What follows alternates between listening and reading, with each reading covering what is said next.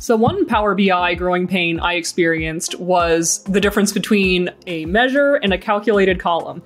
I always wanted to make calculated columns because you can see them right away and they're a bit more like Excel formulas than a measure, but really measures are the way to go most of the time in Power BI.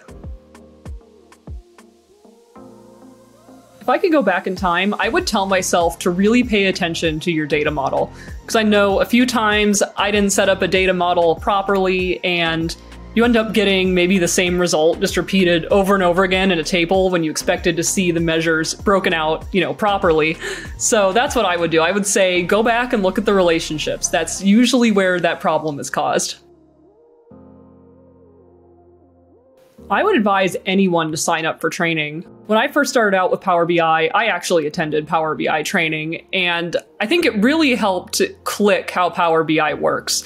I was shown how to create measures and how to set up relationships, and that was the missing piece for me.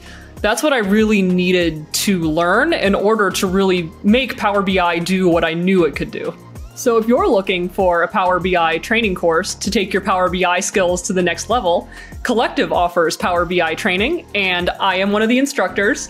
We offer a few different options so we can find something to meet your schedule, and we would love to see you in class.